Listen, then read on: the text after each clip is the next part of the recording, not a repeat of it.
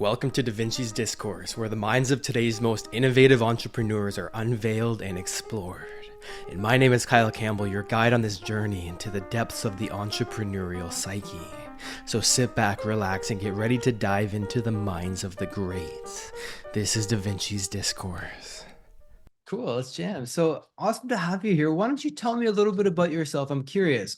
And I always like to hear the answer to this question because it's fascinating to me. If somebody were to ask you who you are at a bar, at a coffee shop, whatever, what would you tell them the answer to that is? It depends on if my husband's with me or not. That's a first. That's funny. All right. Elaborate. He's in politics. He's in politics. So everybody's like, oh, you're in politics. I want to talk to you about what's going on in the world. And I'm always like, oh. So let's say your husband's not with you then. What would you say that who you are? It depends on the audience, but I'd probably say I'm an author. Okay. Just leave it at that. So I guess the answer would be the same if somebody asked you what you did for a living, right? If someone asked me what I did for a living, I'd say marketing. But people are like, they get bored by that. They're like, oh, good for you. Or my favorite is, oh, I was in sales and marketing before I had kids 20 years ago. And I'm like, oh, good for you. Oh, wow. Good for you. You want a cookie? Right. Oh, that's funny. So what part of marketing do you specialize in? Is it because you're also an author? So is it you're a copywriter, or what branch do you like? No, communications, PR. So I grew up in the PR firm world, and I actually created the PESO model, which we just relaunched this morning.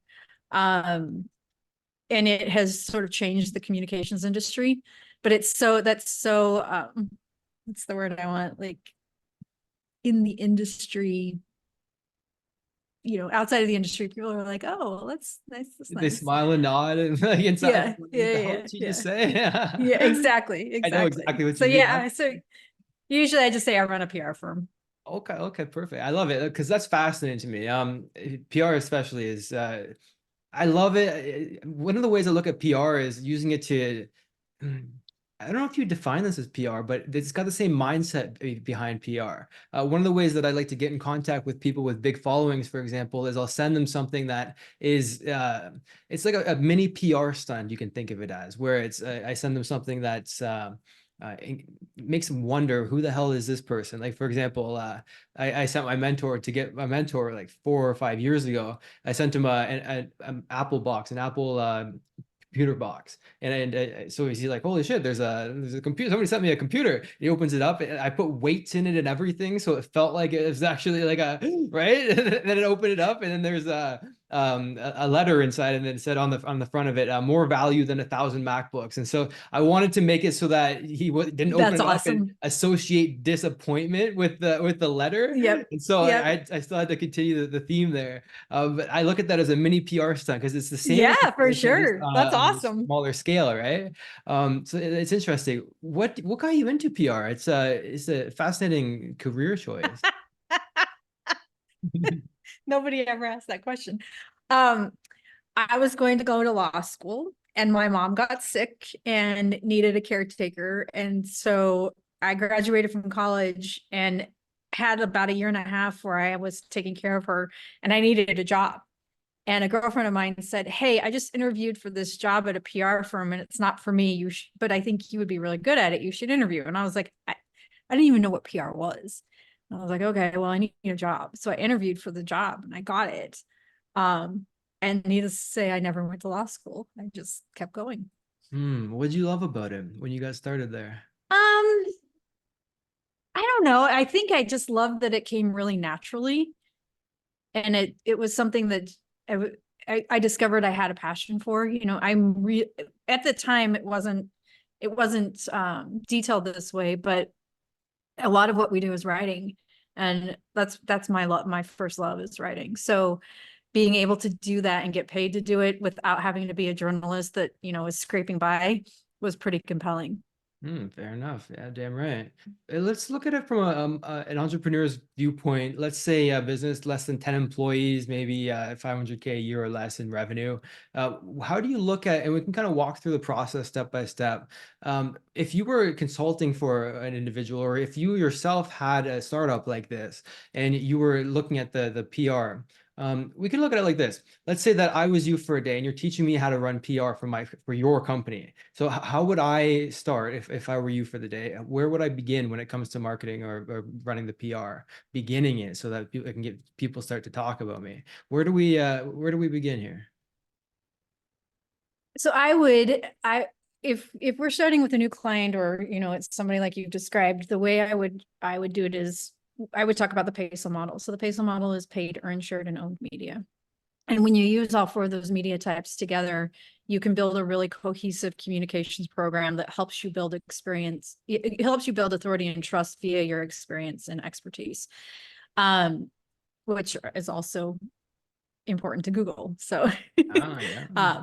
yeah, so it helps too. But one of the things so I would say, even though the PESO model starts with paid media, you never actually start with paid, you always start with owned. And so one of the things you would start with is developing your own content. It might be a podcast, it might be a YouTube series, it might be live streaming on LinkedIn, it might be a blog, depending on whatever you're most comfortable with, and you'll actually do. Right. So if I said to you, I'd really like you to start a podcast, and you're like, I hate the sound of my voice, that's never going to happen. So we always say, let's start with content that you're comfortable creating.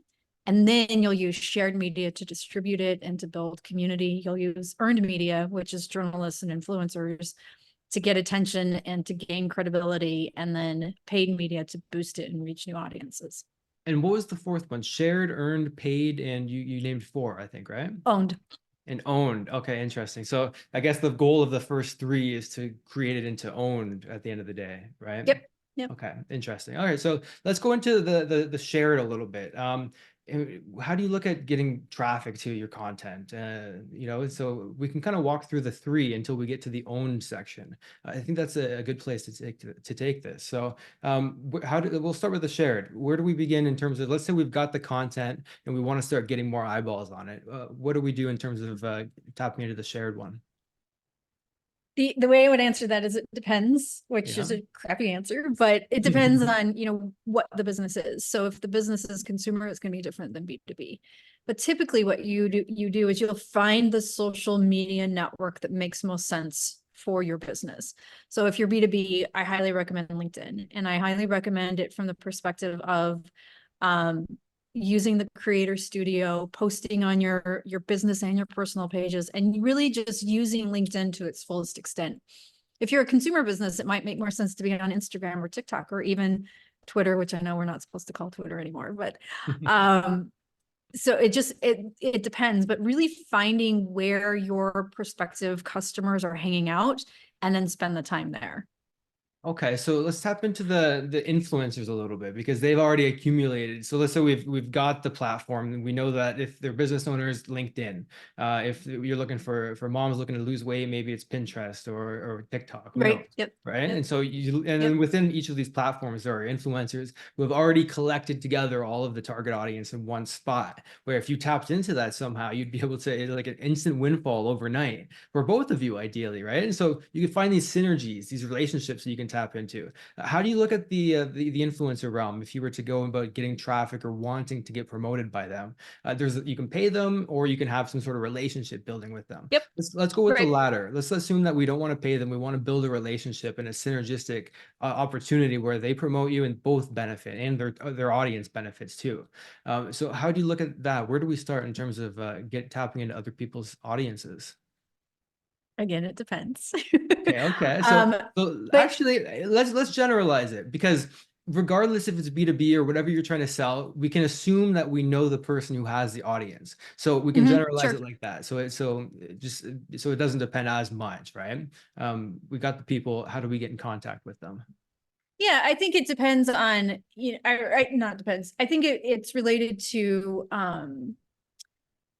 whether or not they have a large following. So if they're a micro influencer versus a celebrity, right? So the celebrities, you're probably going to have to pay. So let's focus on micro and like smaller influencers.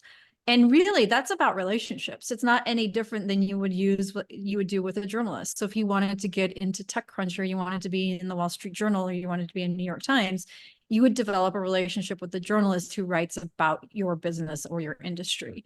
And it's the same thing. You're going to develop a relationship with them. And in some cases, they might want, you know, a revenue share. They might want a free product. They might want, like, almost 10 years ago, they would have done that for what I would say free, but almost no one will do it for free anymore. But you can find really creative ways to do it without having to exchange cash.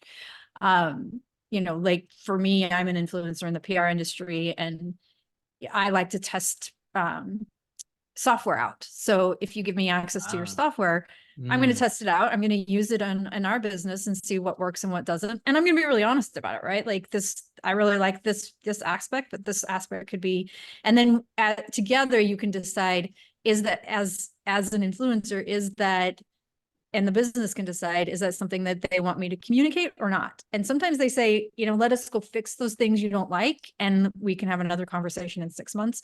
And sometimes they say, yeah, let's figure out a way to do this. So you can definitely find ways to do it without cash changing hands, but there's probably going to be a little bit of quid pro quo in some essence. Yeah, right. And then the quid pro quo could even just be as simple as something benefiting their existing product or Absolutely. whatever they sell. So, for example, if you sell a course on how to sell on Facebook ads, and you have let's say you can approach people who sell funnel software or website building opportunities, or agencies that do that, whatever it might be, the two go hand in hand together. The one improves the other. And so it creates this bond where the two are greater than having to buy them separately. And then you can approach the list owner and say, hey, look, if your audience has to find this information on their own, they're risking getting ripped off. And so I've got something that's a genuine solution. All these case studies prove that. And it proves your service. It makes it so that your people that are buying from you are more valuable to you because they're making more money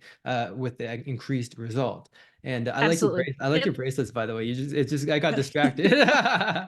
That's awesome. All my Taylor Swift bracelets. Yeah, there you go. So you have an audience within the PR space. So if somebody were to approach you, what are some things that they could, and we can generalize this to anybody with a list. So red flags to avoid, something that would catch your attention apart from trying out somebody's software. What do you look for if somebody reaches out to you and wants to start building? Red flags is a really good question. So as a woman, I always look for misogyny and gaslighting, which becomes really clear in a way that a male business leader will work with us. So that's one of the first red flags we look for is this company and are its leaders up to par. There's one vendor in the PR industry who we will not work with because they don't have a single woman on their executive team. And the PR industry is 75% women. So that's a big red flag for us. Interesting. So we look at that. We look at that kind of stuff first. And then we look to see, you know, are there already reviews about the product? We have a pretty big community full of PR professionals. So we'll do a search through the community to see if people have talked about the product or the service, to see what they're saying, because it's sort of behind the wall, you know, that the brand can't necessarily see. So we do that. And then we'll look to see, you know, are there things that they're saying in their own marketing that looks alarming, or are they bashing competitors or things like that? So we look sort of at those three levels. And then if there aren't any red flags, or there's only one or two that we're kind of just want to look to get through, then we'll look at doing a relationship with them in some fashion. So what about the tactical outreach itself? Let's say nobody knows you. I mean, let's say I'm reaching out to you, you don't know me. What's an outreach example that would be able to kick off the relationship without this sort of quid pro quo initially? Because you don't want to look at it from a transactional point. You want to look at it for building a relationship, an ongoing relationship that's mutually beneficial. So let's say you were reaching out to a journalist or somebody with a list that you want to get access to their audience. How do you kick off that relationship? What do you send them? Well, I have a really good example. Please. You did that. We didn't know each other. And you just sent me a really you sent me a really good email, and I could tell I could tell you had done your research, and it wasn't, I get a lot of pitches, and it's always AI generated, or it's a robot generated by a robot. And I'm like, all you did was look at our homepage and pull some copy off of there. So I think what you did really well is you did your research. You said, hey, this sounds interesting. I really like this, the passion and the path that you've taken, and I think it will benefit. And like, I didn't know you. And so I did some research on my end to see, okay, who is this guy and what does he have? And, and then my team and I had a conversation, and I said, yeah, like, let's pursue this. So I think just a well-researched personal email is one way to do it. Another way to do it is if the person is a big content creator, comment on and share their content. Yeah. I had one person who wanted me to be on their podcast. I had never heard of him before, but apparently I was on his like must-have list, and he just kept commenting on my LinkedIn content. And at one point I was like, who is this guy? And so I just did some research. And then about 2 months later, he pitched me to be on his podcast. But because he had been commenting and sharing, I already knew who he was. So that's a really good way to do it too, especially if it's somebody who is, if it's a journalist at a big publication, if it's a big time influencer in your industry, though, that's a really good way to get someone's attention. I love that. And yeah, so that's a long-term approach, really. You're talking about commenting and liking posts months ahead of time, and then Months making ahead. the ask once you know the name. And so Yeah. Yeah. and that's cool, because you've associated that individual associated himself or themselves with value, as opposed to just an ask up front, right? And so they've built some reciprocity, even if it's unconscious. You've got some sort of yearning to give back because he's given to you. And I don't mean that in a transactional sense. It's just natural. We want to give back to people who have helped us. Right. And so, Absolutely. Yes. Yeah, something to tap into there for sure. I love it. So let's get into I want to get into media, because I feel like this is a neglected asset with a lot of online businesses. Let's say you want to approach, because let's say you're selling financial advice, and the Wall Street Journal has the perfect target audience for you. And if you got an article written with maybe even a call to action to your book or whatever in it, it could change everything, a single article. How do you go about getting in contact with a journalist and building that relationship then? Is it similar? Do you send grabbers in the mail? What are some examples in terms of what's worked for you? The first thing I will say is it's getting extraordinarily challenging to get in front of a journalist for a couple of reasons. One, because the media continues to consolidate and journalists continue to be laid off. There were like close to 1,000 journalists laid off in January between the LA Times and Sports Illustrated and some other publications. So media continues to get smaller and smaller. And what happens then is that the journalists who are left are covering beats that they don't know anything about. They're doing it because there's no one else to do it.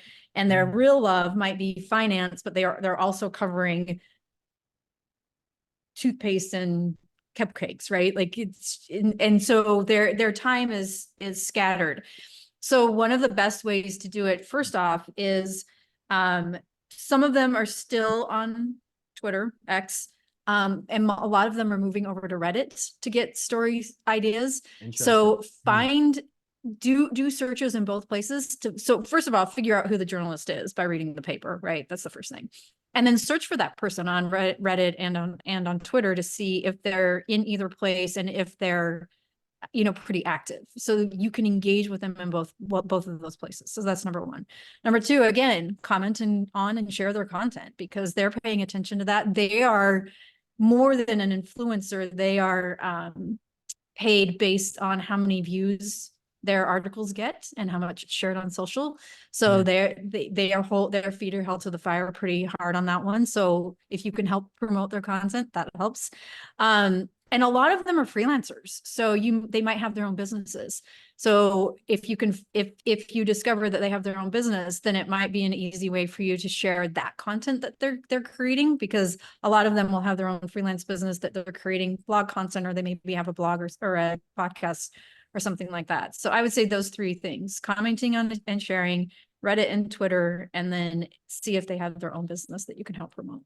That's awesome. You know, what comes to mind when you say that is being able to tap into what their interest is. So if they're writing about cupcakes, but they want to write about finance, being able to say, hey, look, I know that you like Yes, writing about yes, finance, and I saw this yes, article that you write about cupcakes. Why don't we talk about some finance together? And I've got this. yes, And yes. instead of really going for the ask right away, what comes to mind is saying, especially if they've got their own business, if they're a freelancer and they've got a self-interest that they want to be able to promote, but they can't be plugging their own stuff all the time. You can give them an opportunity to be able to sell their own services without a direct Absolutely. article Yes. about theirs, right? So Yeah, you can say, hey, absolutely. Yep. I've got this topic for you, and I think at the end it would plug your because it fits directly in with your business.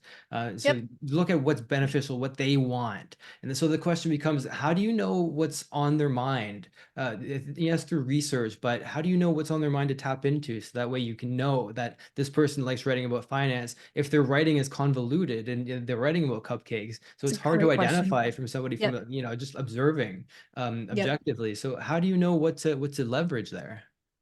Yeah, and that's a really good question. And it's hard. Like I said, it's becoming even more challenging because of all of this. But just paying attention, like you can set up an alert to have, anytime the person publishes something to have it come to you so that you can see what they're publishing. Ah, Um, and start to see the trends, because there will be trends, right? hmm. Um, there may be some one-off and things like this, but you'll start to notice some trends, and then you can tap into that. But I like setting up alerts for people that I want to build relationships with, because it helps me figure out what those trends are, and then I can sort of pinpoint into them. Interesting. Yeah, see, I love that. What about using AI? Because we mentioned not using AI unethically, right? But if you can use it to facilitate a relationship, let's say giving AI the name and in all of the articles they've ever written, and say find patterns with what they were really passionate about writing, Absolutely. and then be Yeah. able to pull that out and Yes. then Yes. leverage that Love that. with your outreach, right? Absolutely. Yeah. That's awesome. It's a cool Yes. idea. Yeah, I like It's it. a great idea. What Yeah. about AI in your company? How are you using AI, I if at freaking all? love it. Right. Yeah. Love Okay. it. Perfect. So how are you using it right now, and how could we use it to improve our Uh, businesses? so there's a couple of things. Number one, from a content perspective, it gives such a good first draft. So what I have found is the better we get internally at prompting it, the better we Oh get, yeah. the better the first draft is. Yeah. It's just a first draft. It's not something that you would publish. And like I always say to my team, which is, the content doesn't have a soul when it comes from AI. So you're going to give it the soul. You're going to put the Hmm. storytelling in there. You're going to share your experience. You're going to share your expertise. You're going to add that in there. But it's a great place to start, because it's so much easier to add to a first draft than it is to create from scratch. So much easier. Um, Um, I was on a podcast with a friend of mine a couple of weeks ago, and he mentioned Opus AI.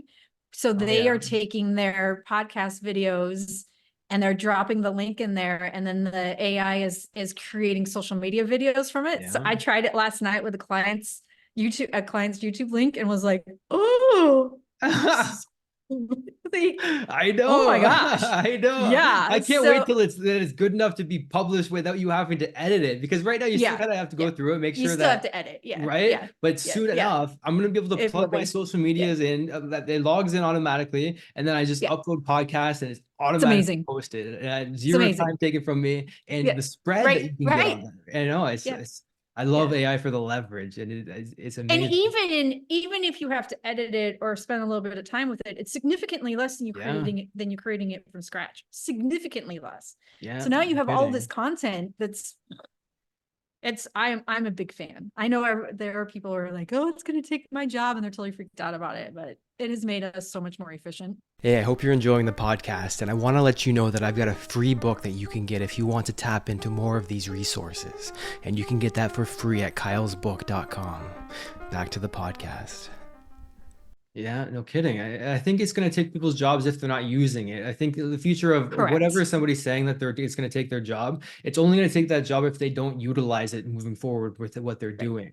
because I think that's the future of what you're saying. Tying this back to being able to connect with influencers, what's interesting is you can take their content as value to them, run it through Opus AI, and bring them a clip package with 50 clips. Doesn't take you very much time, but you provide a massive amount of value to them because you've been able to repurpose their content in a way that if they were to do it and maybe not knowing about the AI solution, it would have taken them a hell of a lot longer than you do, especially if you get good at it. One of the ways that I'm doing that is using books. So I'll use AI to create books. We've got an AI publishing company, epub.ai. What we do is, what we do is I interview people, we transcribe those interviews, and the AI turns them into books using the transcription. Are you serious? It's freaking badass. Yeah. And it's an interactive book too. At the end of each chapter, there's a prompt to paste into ChatGPT, and you can have a conversation with the chapter.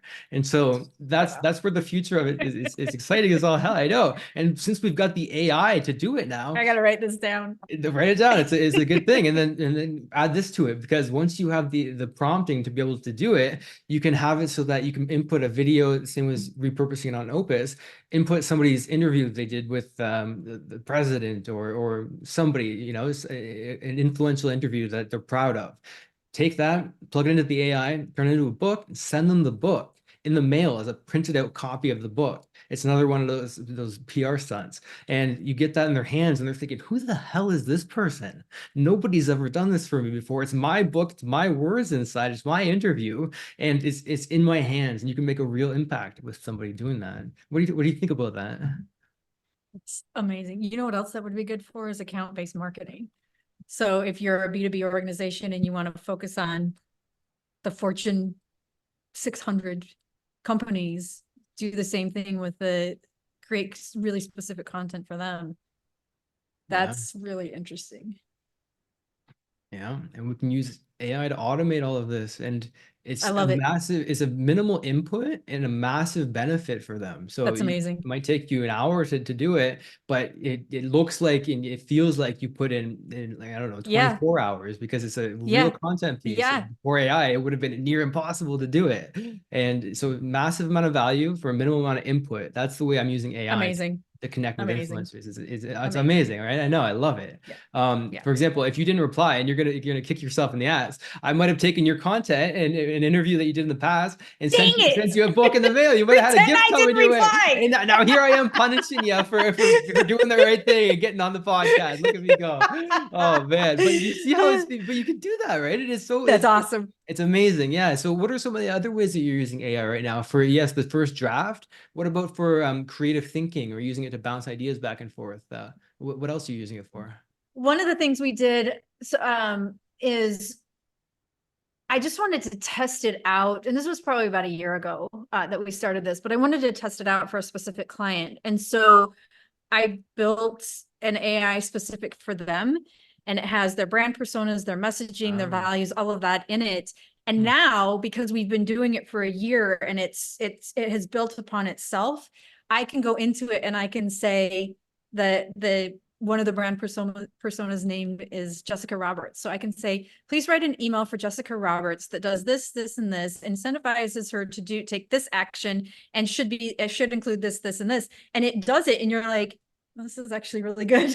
So, and, you know, I mean, it's taken us some time to get it where we want it, but and it continued. The more we use it, the better it becomes. But for this specific client, like they said to us last week, can you write a letter? We're going to do a price increase. Could you write the letter? And so we just dropped it into their AI that we built and said, we're going to we need to do a price increase. This is what we want to include.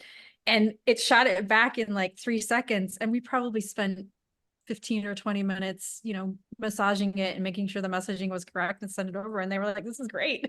I know, isn't that the best? We do that too. I know, because I run an agency as well. And I'm thinking like, if only they knew that I didn't put very much time into it, but the output is awesome. And that's what matters at the end of the day. That's why I love being I think the difference is everybody, I think hearing this, people will go, well, why do we need an agency? And I think that the difference is that you know what you're doing. I know what I'm doing. But if they just went to ChatGPT and said, we're going to do a price increase, write me a letter, it would not pump out something good. No kidding, right? Because they haven't they haven't prompted it correctly, they haven't built it correctly, they haven't fed it correctly. So you have to do all of those things, and you have the experience to be able to do that, where the client doesn't necessarily have that experience. Right. It's like a tool. Like you can say, oh, you can give somebody a hammer and some nails and say, build a house. And that's the same Right. thing, right? And the same thing as Right. giving them ChatGPT and saying to write the letter. It's it's the skill that goes into it. And we're getting so good, and you are too. Like it's like amazing what you can do with just a little bit of prompt engineering is the new term for it. And it's pretty amazing. It is incredible. Yeah. Where do you see the future of it going in terms of PR? How do you see it affecting maybe 5-10 years from now? What do you think is going to happen? I actually think there was, where did I see it? I just saw it yesterday. I can't remember where I read it. But the prediction is that it will replace 95% of agencies. And to your point earlier, the people or the businesses that it will replace are those that haven't gotten really good at using it and don't understand how to use it. So I sort of liken it to, you're going to eventually have a symphony of AI that does what you need it to do. You have the trumpet section, you have the saxophone section, you have the violin section, you have the flute section, you have the drums, and you're the conductor. You're the one who has to make sure that it's doing everything it needs to and that it's working cohesively together. So it will replace the drums and the flute and, you know, first chair and second chair and all of that, but it won't replace you, because you are the one who has to make sure that it's working correctly. So when you and I are talking about the ways that we're both using it, that's what the future is how do you get really good at directing it versus being scared that it's going to replace you. You want to look at it from an empowering point of view or from a disempowering point of view, as a victim or as the victor of taking something and going all in with it. It's, you know, it reminds me of the typewriter that I pointed out behind you. It's right. You know, it's right. look at that compared to the computer that you have in front of you. It started with that, and maybe that's where we're at right now with AI. Who knows what the computer version of that is going to be looking like? I mean, it's exciting, dude. I love it. I'm fascinated by it. It's so cool. I'm not a developer myself. I'm the marketer. So I just sit back and watch what the developers bring me. I'm like, are you kidding me? It can do that? And it's like, okay, so that changes everything. And I got to change my whole vision. And so I love it, because you got to stay very nimble, very on your toes, very ready to take pivots. Because if you have a new opportunity that you didn't realize something like that was possible, you got to make a quick pivot. And we don't know where it's going to go. We don't know what. We don't. But I mean, look at what other industries are doing. Like the medical industry is using it.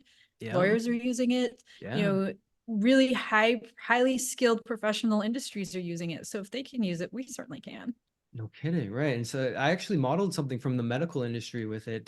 Prognostic.ai is one of the companies that I have, and the prognostic it's to create a prognosis is mostly a medical term where somebody will predict what a cancer might do in the future, or what the health situation might be based on current factors. And I took that from the health industry and I took it to the marketing world, and I said, create something that has the ability to analyze a target audience and come up with predictions of what marketing will work the best with them, what language will work, what positioning will work, what kind of technology they'll respond to the best. And it could come up with reports based on a target audience. I'll send it to you after this. I'll run a report on your target audience. That's super cool. And it'll get back to you with language patterns, all kinds of sweet things. They're pain points that you wouldn't have thought of. Another cool thing is joint venture opportunities that you wouldn't have thought that would have the same target audience that you do, because there's not an obvious link, but the AI is able to take all of its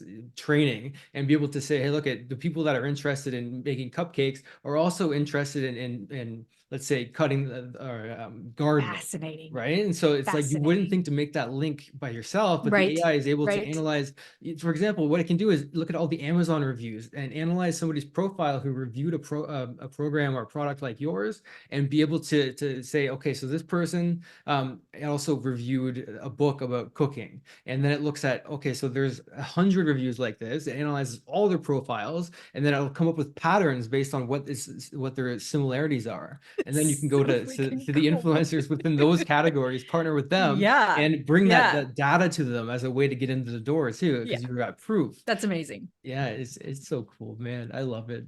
Yeah. what do you think the best question for me to ask is in terms of what's something that if I were to ask it would be able to provide the most amount of value to an entrepreneurial audience about PR, let's say? I think you already asked it in terms of how you get started and how you can promote yourself. That was a really good question.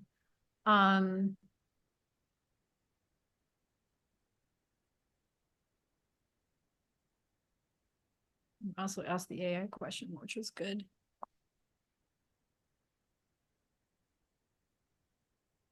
You know what? Maybe it's something along the lines of how you can use communications to scale your business. So if you're $500,000 in revenue now, how do you hit the $1 million mark? And then how do you go from there to 5 and 5 to 10 and so on? Right, using communication. So how do you do that at each level, let's say, just generally speaking? I know it depends because I know that's what your answer is going to be. Oh, it depends, which is it's true. It always depends. But generally speaking, right? So how do we leverage communications to really scale our business, regardless of where it's at? So communications is all about reputation and credibility and authority and trust, right? Yes, so yes. if you can build that and continue to build on top of it, that's how you're going to scale your business. And I think one of the most challenging things, sort of, I always joke that it's the bane of my existence, is that it's really hard to measure. You know, if you have really good PR and you know if you have really bad PR, but you don't know how it's correlating to the sales. And because of that, it's usually the first thing to go when the economy is bad or sales are down, right? So, but then you discover 6 months or 12 months down the line, oh crap, we haven't done any PR, and so nobody knows who we are anymore. They think we've gone out of business, but it happens all the time, right? So our pipeline is dry, and so like I said, you know if it's working and you know if it's not, but it's really challenging to correlate. So I would say, even in down times, a lot of it you can do yourself. A lot of it you can do exactly what we talked about here. You know, it's about relationships. It's about finding the right people. It's about figuring out where your audience hangs out. It takes time, of course. And somebody who has expertise in it it's going to take them less time, but you can do it as an entrepreneur. You can do it yourself. And as you scale that, that's what you want to build on, is your credibility and your reputation. Warren Buffett has a famous quote saying, if you lose money for the firm, I'll be forgiving, but if you lose reputation, I'll be ruthless. And that's really what this is about, is how do you just continue to plod along as you're building your business, building your reputation at the same time, because that's what's going to help you go from, 0 to 100 really fast. There's really something to say about that. The question is, how do you know what content to have them promote once it comes down to finding the person, connecting with them, having that relationship built? How do you know what to give them so that you're going to be able to get as much traction and take advantage of the situation as much as you can? How do you know that? I would say there's two ways. Number one is your content has to be interesting. It can't be the same as everybody else. So that's why I say AI is a great first draft, because you and I can put in the same prompt and get the same content. And then if we publish the first draft, it wouldn't be interesting, right? So what makes it interesting is when you add the storytelling, when you add your experience, maybe you add a case study, you say, well, when we did this for a client, or when a customer used our product, they had this result. When you add that kind of stuff in, it makes it different and unique and interesting. So that's number one. Number two, one of the things that I find the most valuable, just as a consumer, but as a consumer who has a marketing mind, is the influencers who use the product and develop content on their own based on their use of the product is the most effective. So you have to be willing to let them do that. And you have to be willing for them to say, this part actually sucks, but the company's working on it. I've talked to the company and they're working on it. And, watch out for this, or this is how you use it. There's a brand new software in the PR industry called Coverage Impact that the company is actually offering for free right now because they're beta testing it. But you can take all of this is really inside baseball, but you can take all of your media hits, put them into a spreadsheet, and then upload it into this software. And then you can overlay your Google Analytics or stock prices or sales or whatever it happens to be, and see if there's any correlation between, a big story ran in TechCrunch in August, and we had a huge spike in sales in August, or our stock price went up in August. So you can see the correlation. And so, you know, for me, I'm testing it out, of course, but I'm saying to them, you know, what would be really cool is if we could correlate more than just our media hits. Can we look at influencers? Can we look at our content? And so I'm actually almost helping them develop pieces of it that will encompass the entire PESO model versus just the earned media piece of it. So doing stuff like that, like being really willing to work with your influencers to figure out what the industry needs that you may not be thinking about.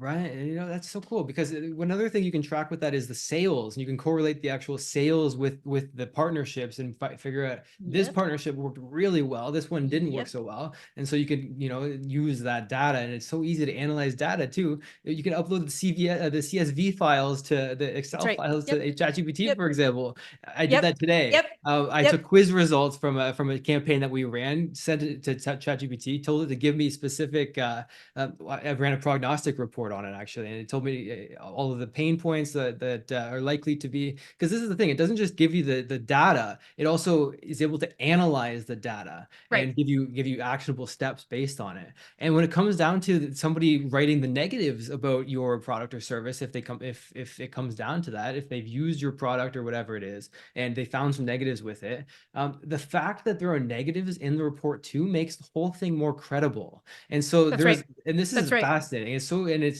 it's been used in advertising for a long time, like the old Volkswagen advertising, for example, that's think small, they would put. And so they took the negative reviews, oh, the cars are too small, they're junky looking, they're, you know, they're going to fall apart. And they leaned into that. They didn't avoid it. They leaned into it. Big text, example. Big magazine ad, little tiny car. Think small they leaned into it. And so you can do the same thing with the negatives, the perceived negatives in your advertising. And because you mention them, you can also add the word but afterwards. Yes, it's small, but it's cheaper, whatever, cheaper, better, safer, whatever it might be. And you get a flower in your dashboard. There you go. And it comes with the flower. Do they still do that? They do. Yeah. They still do it. Wow. Yeah. Oh man, my ex-girlfriend had an old Beetle, and it had the pot for it, but it didn't have the flower anymore. I said, oh, it didn't? That's funny. No, but I thought it was somebody took the damn flower out of it, before they sold it. I'm keeping it. But that goes towards the whole, because they were part of the Beetle identity, so much so that they wanted to take the damn flower with them when they sold the car. And little things like that can really help solidify the way that people use it. And that's a great example. Relate with it. Yeah, no kidding, eh? I love it. What's another question that, or how about this? What do you have to add in terms of helping somebody that's running a business, tactically speaking, be able to immediately improve profits, maybe within the month, using a PR stunt, using some sort of communications technique that you've noticed works really well? What's something that we can all do to immediately see profit? This is not technically communications, it's more marketing, I would say, but email marketing continues to prove number one, no matter what your product or service is or what industry you're in, it works the best. And like I said, it's not, you know, the communication piece comes into how you message it, but if you can do something short and succinct and give a really good call to action, figure out the pain point and speak to that, that's where you're going to have huge success from that every single time. Then the question becomes, how do you build the list up? So for you, for example, I mean, over a long period of time and a lot of value provided, that's how you did it. What are some lessons you've learned in terms of building up that audience so that we can not make the same mistakes moving forward if we were to do the same thing? So I would say a couple of things, and I'm going to be yelled at for encouraging this, but Zoom Info or another software like that, where you can download lists and personalize your emails, it works effective. It's really effective. So you don't necessarily have to build a list to start. But if you are building a list and you're growing it organically, which is a lot harder, which is how I've done it. You have to continue, you have to stay top of mind pretty consistently. So you have to continue to create compelling content. It has to be, you have to deliver it at the same time every time. So if you say, I'm going to deliver content once a month or once a week or whatever happens to be, it has to be the same time every time so that people expect it. And it's really it really is about consistency and making it interesting. Again, the question becomes, how do you know what content to send them? Do you tap into the existing news articles that are taking place, big influential actions or things that happen in the world that you take advantage of, you write about? It's kind of in the journalism realm at this point. You're leveraging stories that are taking place. How do you know what content to post to keep it interesting, to keep them expecting it, as you talk about? I would definitely pay attention to world trends. And I would definitely pay attention to industry trends and things that are happening. You know, one of the big things that's happening in this moment that you and I are talking is Kate Middleton is being eviscerated in the media because she photoshopped a photo. Like, who cares? Seriously. But they're calling it a PR crisis. And so when somebody calls something like that a PR crisis, I'm like, that's not a PR crisis. It might be a crisis, but it has nothing to do with PR. Like, PR didn't create it. PR can't save it. Yeah. It's not. So from my perspective, I can, because I have that expertise, I can write about that's happening in the world right now with the PR lens, with the PR slant to it. So pay attention to what's going on in the world. And if you have an interesting take on something, always look at it from the perspective of, is this something interesting is my take interesting, and is anybody else talking about it? Because you want to be different and you want to be unique, and you don't want to be like straddling the fence of, oh, this, like, go out, get on your soapbox, be different, be like my brother just posted on Facebook yesterday. He's an old school car salesman. Like, that has been his entire career. And one of the things that he's discovered throughout his career is it's rife with addiction, drug and alcohol addiction. And he's been really exploring this whole avenue of it and why that is. It's long hours, it's highly competitive, like all of these things, right? You only get paid based on your last sale, like all of this stuff. And so it's rife with really high addiction levels. And so he posted yesterday, he's been doing all this research, but yesterday was sort of his coming out party where he said, the car industry sucks. It was much more articulate than this. And the reason being is because there's so much addiction. And he's like, let's have this conversation. And it's blowing up for him because he's saying something that's different. And it's interesting. It's scary, but it's interesting. And he's saying something that's different than anybody else talks about. So think about that. Like, what do you have that's different? What kind of take do you have on it? Is the Kate Middleton thing a PR crisis? No, absolutely not. Is it even a crisis? No, it's not.